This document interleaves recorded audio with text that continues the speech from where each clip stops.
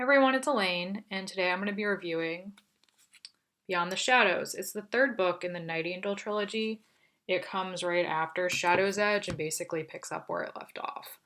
In the interest of not sharing any information that you wouldn't know when you go in to read this book, I'm just going to summarize by reading the back cover to you so you know what you have to look forward to, what you're getting into. It says, Logan Gyre is the king of Cenaria, a country under siege, with a threadbare army and little hope. He has one chance, a desperate gamble, and one that could destroy his kingdom. In the north, the new God King has a plan. If it comes to fruition, no one will have the power to stop him. Kyler Stern has no choice. To save his friends, and perhaps his enemies, he must accomplish the impossible, assassinate a goddess. Okay. So, to be honest, I thought this was the best book in the series, and there are a few reasons for that. First of all, it maintained a good pace. There was a lot going on, there was always something going on. Sometimes this was actually a little bit overwhelming. There were a lot of things to keep track of, but to be honest, if I have a choice, I'd rather have a lot going on instead of nothing going on where I'm bored and it's kind of a chore to read the book. So that was great. It was really action packed. Appreciated that. The next thing I really liked was that it's not as gory as the previous books. It's not as graphic, and I like that because I'm not into that. And sometimes the details that were included in the previous book seemed a little excessive. The violence seemed excessive, and it was harder to get through. Um, so this was a lot easier for me to enjoy, but if you're someone who likes, more violence and more detail and gore, then this might not be your favorite like it was for me. What else?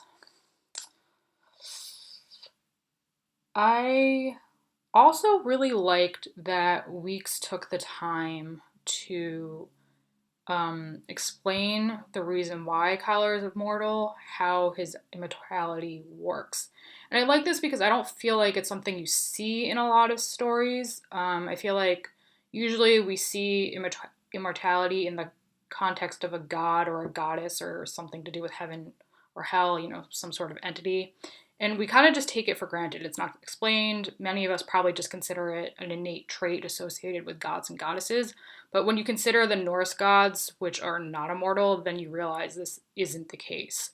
Um, and I also just thought like the reason behind it was pretty interesting. I don't want to give it away because it's kind of a major plot point. Um, but it was cool. I liked that it was explained, and I liked how it was explained, and I thought it was an interesting take. Maybe a little twisted, but it was interesting. So that's something to look forward to. Um, so with that being said, there were definitely a few things that I did not like about this novel, and several issues that carried over from the earlier books in this series. I think the main one, which you're probably getting sick of me saying, is there were tons of grammatical errors, punctuation errors, basic spelling, and this definitely made Week's prose flow not quite so well. It made it a little clunkier. It was confusing. It was harder to get through. Like I had to go back and reread things a lot because I was like, I don't understand how I got here. I don't understand what's happening. And that's really frustrating for a reader. You want to just be able to read. You don't want interruptions in the story, and these errors created interruption. So that was definitely an issue for me. The other thing I didn't like, which I've also mentioned previously, is there isn't a lot of growth in the characters. And you think, okay, this is the third book in the series. It's been, I want to say somewhere between 10 and 15 years because Kyler was 11 in the first book and now he's in his 20s. I can't remember if they mentioned it. I think he's maybe like 22, 25, 27, somewhere in there. So 15, 17 years. Somewhere in there. Anyway, so do you expect some growth with these characters? And I don't really feel like I saw that. I felt like a lot of the characters remained bland and one-dimensional. There was really no depth to a lot of them.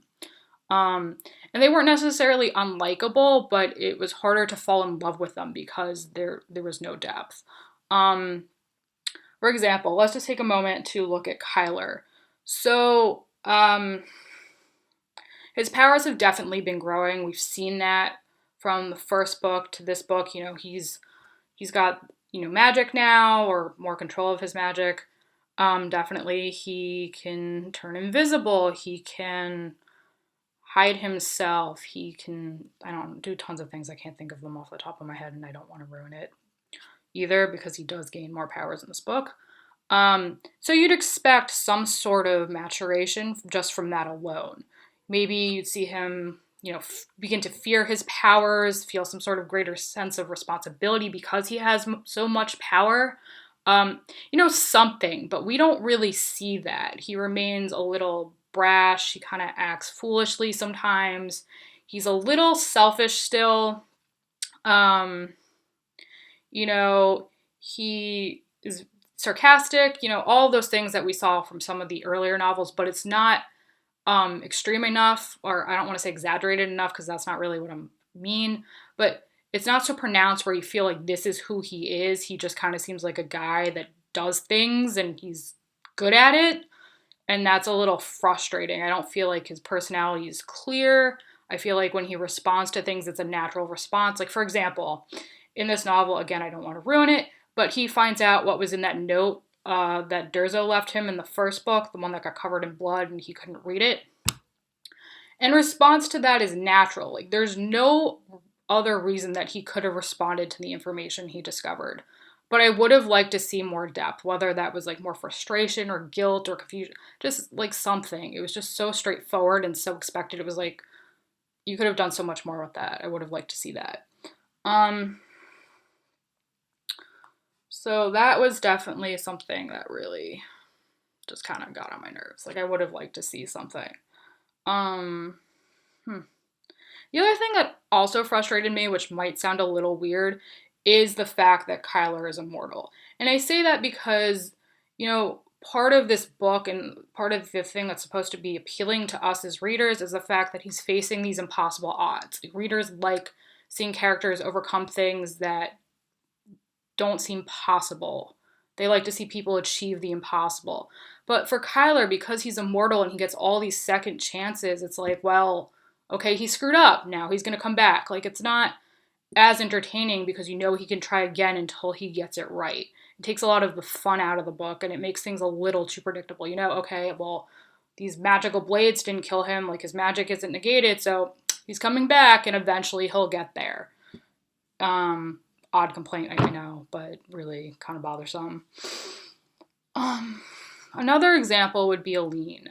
She, when she was known as Doll Girl 2 to an extent, has always been presented as like this pure, good-hearted character, doesn't have like a bad bone in her body, can see the light in everybody, all this positivity. She's beautiful despite her scars. And when she forgives V, it's like, okay, that's not surprising. When she sacrifices herself and makes sacrifices for everybody, it's like, well, that's not surprising either. Like, she's constantly being presented this way. It's not a twist or a turn that you didn't see coming from, the onset. And that was a little frustrating. I know it would have been nice to see more depth. It's like, okay, most people wouldn't forgive someone for basically, in a weird, twisted way, not quite like forcing someone to marry them, and you're doing, like, what? Like, people don't do that. And even someone like this, it seems not so much as a stretch, but it doesn't seem completely natural. Because I know most people probably agree with me. It's not something they would do. If you were presented with Aline's problem and with someone like V, you wouldn't forgive her. I'm pretty confident in saying that.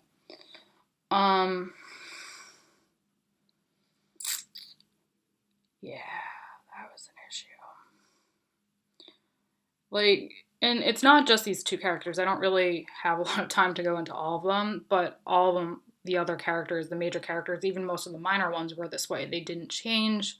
You could expect everything that they did, like their reactions to certain situations. It would have been nice to see a little more contrast in some of the characters, like, this goodness tempered by something. Maybe there's something that she couldn't see as good, or maybe Kyler got a little more reckless, like excessively so, now that he's like, I have so much power, I have nothing to worry about, and just like make dumb decisions and screw up all the time. Just something. It was a little, there were no layers. I wanted to see layers. Sorry, I'm rambling a bit, guys.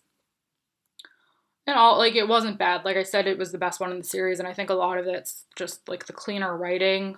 It was nice to see everything wrap up, even though I'm kind of surprised he hit everything. There were so many points at the end. I was like, ooh, how is he going to wrap this up? But he managed.